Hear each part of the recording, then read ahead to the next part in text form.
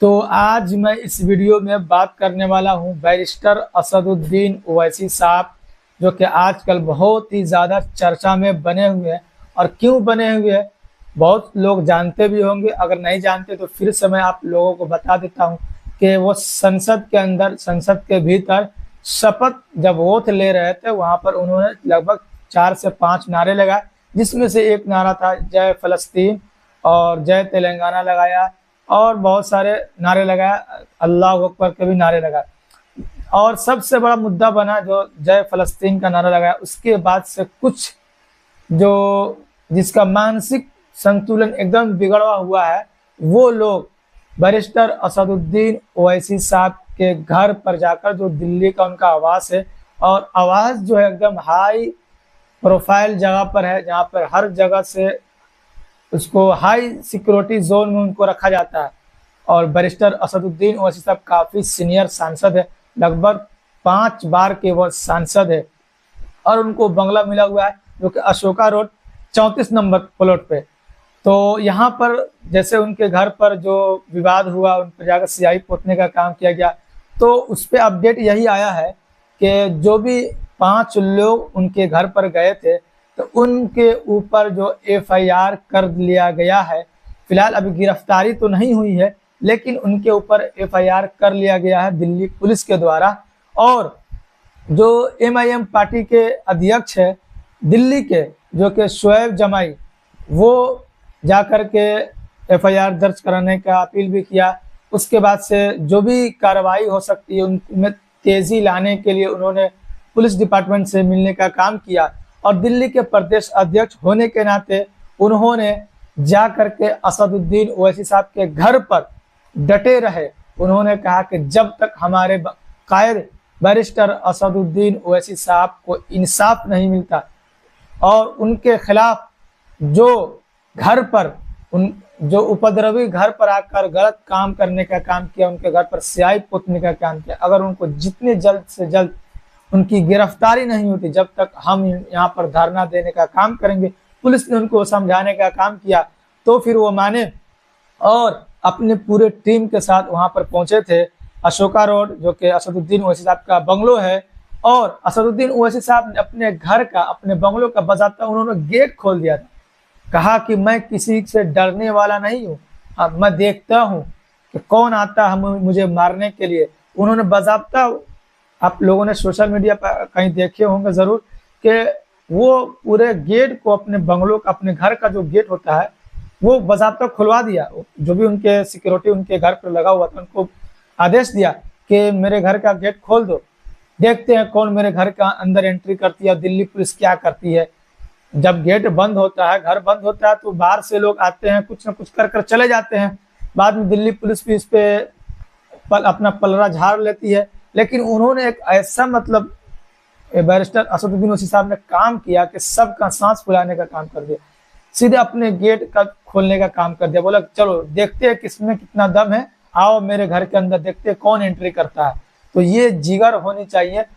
बहुत से लोग डर कर भाग जाते हैं जब उन पर अटैक होता है तो, और ये शेर जो कि अपने गेट को खोलने का काम करता है, अपने घर के दरवाजों को खोल देता है और कहता है कि चलो देखते हैं कौन मेरे घर के अंदर इंटर करता है, क्योंकि मैं गीदड़ की भक्तियों से डरने वाला नहीं हूँ कि कोई मुझे डराए और मैं डर जाऊं, ऐसा हो नहीं सकता। जो भी लीगल कार्रवाई होगी मैं करूंगा। और अभी तक ये अपडेट है कि बहुत सारे जो कुछ वकील भी है और भाजपा के नेता भी है, जो डेली बेस पे मांग करते हैं कि इनकी सदस्यता को रद्द कर दी जाए। जैसे कि वो हवाला देते रहते हैं आर्टिकल 102 का, कि इसके तहत बैरिस्टर असदुद्दीन ओवैसी साहब का जो संसद की मेंबरशिप है उनको ख़त्म कर दिया जाए। वो तो स्पीकर का मामला है, स्पीकर फिर जब इसको संज्ञान में लेंगे तो फिर वो राष्ट्रपति के पास भेजेंगे। यह एक प्रोसेस का मामला है, इसमें क्या होगा क्या नहीं होगा वो अलग विषय है। हालांकि प्रोटेम स्पीकर ने उसी दिन कहा दिया कि इसको रिकॉर्ड से निकाल दिया जाएगा, ये रिकॉर्ड में नहीं रहेगा। वो जो राधा मोहन सिंह थे वहाँ पर उन्होंने बताने का काम किया, और उसके बाद से ये विवाद बढ़ता गया। और कुछ जैसे कि मैंने बताया कि 4 से 5 लोग इजराइल का फ्लैग लेकर के उनके घर पर पोस्टर बनाकर चिपका दिया गया, और ये दिल्ली पुलिस के नाक के नीचे हो रहा। और इतने सीनियर लीडर जो समझिए कि एक तरीके से पूरे मुस्लिम कौम जो है, जो अकलियत समाज, उनके सबसे बड़े नेता के तौर पर बैरिस्टर असदुद्दीन ओवैसी साहब को देखा जाता है, और ये सबका आवाज़ उठाने का काम करते हैं। समझिए 25 करोड़ मुस्लिम के ये नेता हैं बैरिस्टर असदुद्दीन ओवैसी साहब। अगर यही सुरक्षित नहीं है तो आप आम जनता कैसे सुरक्षित, आप एक बार सोच कर देख सकते हैं। जब चुने हुए सांसद, वो भी दिल्ली के अंदर, वो भी एकदम हाई प्रोफाइल जगह पर उनका घर है, वहां पर उनका घर सुरक्षित नहीं है, तो आप एक बार सोच कर देख सकते हैं कि आम जनता का क्या हाल होता होगा अगर इस तरीके का कोई बयान दे दे या इस तरीके का कुछ अगर उनके ऊपर हो जाए तो उनका क्या हाल होगा। एक बार आप सोच कर देखें, खुद सोचे। इतने बड़े सांसद सुरक्षित नहीं महसूस कर रहे दिल्ली के अंदर, उन पर क्या क्या टिप्पणी किया जा रहा है, कभी उनके घर पर जाकर हमला किया जा रहा है, कभी कहीं उनके गाड़ियों पर हमला किया जा रहा है, कभी बयानबाजी के द्वारा उन पर हमला किया जा रहा है, क्या क्या नहीं हो रहा है। एक सांसद के ऊपर ये सब अटैक किया जा रहा है, चारों तरफ से उन पर अटैक किया जा रहा है, फिर भी वो मर्द मुजाहिद पीछे हटने को तैयार नहीं। अभी भी वो कह रहे आपको जहां जाना है वहां जाओ, हम भी चलेंगे, हमें भी कुछ थोड़ा बहुत संविधान मालूम। ये ऐसा शख्स है जो संविधान को रट दिया हुआ है पूरा, अभी कह रहा है कि हमें भी कुछ संविधान का पता है, हम भी चलेंगे, आगे देखेंगे कि किस आर्टिकल के तहत कानूनी कार्रवाई होती है, हम भी जवाब देने को तैयार रहेंगे। वो कोर्ट का मामला है या स्पीकर का मामला है।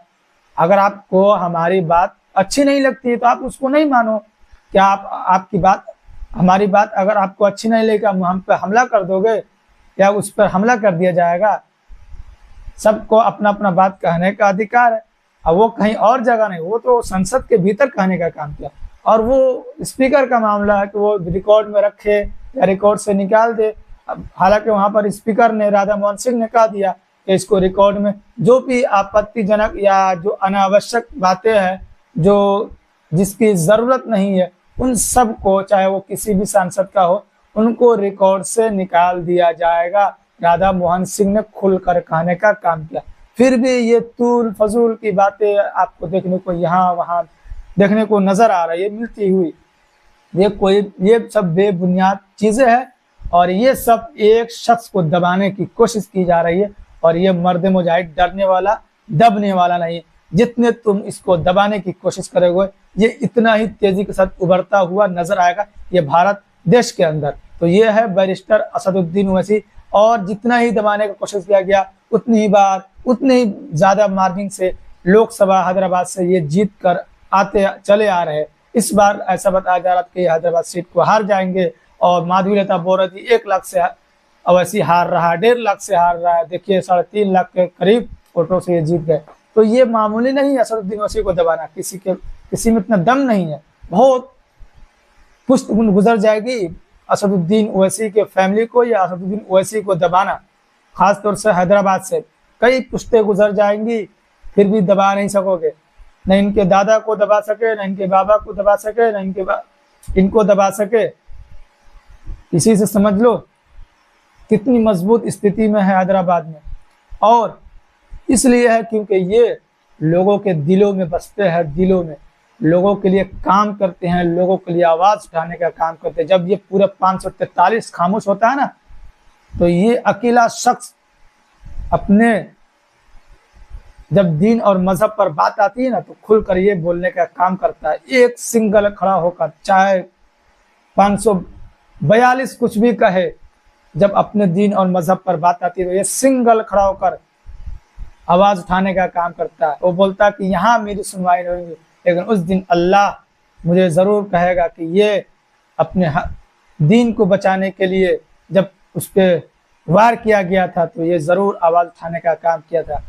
तो ये बैरिस्टर असदुद्दीन ओवैसी साहब कभी भी जब जरूरत पड़ती है मुसलमानों को तो हमेशा खड़े हुए नजर आते हैं, चाहे वो किसी भी स्थिति में हो। और यही वो मुसलमान जो कभी ए टीम, बी टीम, सी टीम कहकर इनको पुकारते हैं। शर्म आनी चाहिए मुसलमानों को, शर्म आनी चाहिए।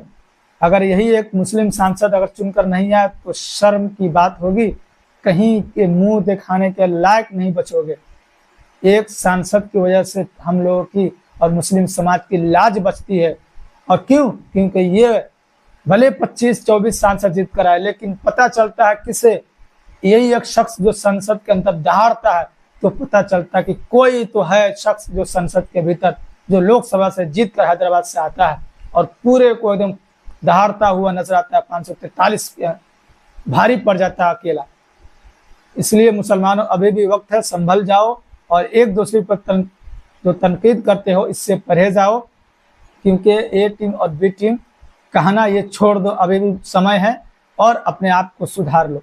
तो ये मैंने आपको बैरिस्टर असदुद्दीन ओवैसी साहब के बारे में अपडेट देने का कोशिश किया, क्योंकि आजकल बहुत कंट्रोवर्सी चल रहा है इनको लेकर के, इनको घर को लेकर के, इनके बयान को लेकर के बहुत सारे विवाद है। फिलहाल जो भी नया अपडेट आएगा मैं आपको देने की कोशिश करूंगा। फिलहाल जो असदुद्दीन ओवैसी साहब से रिलेटेड जो भी चीज़ें, जो भी अपडेट निकल कर आती है, मैं आप तक पहुंचाने की कोशिश करता हूँ। इसलिए आप मेरे चैनल को भी सब्सक्राइब कर सकते हैं ताकि इसी तरीके का अपडेट आप तक आसानी के साथ पहुंचता रहे।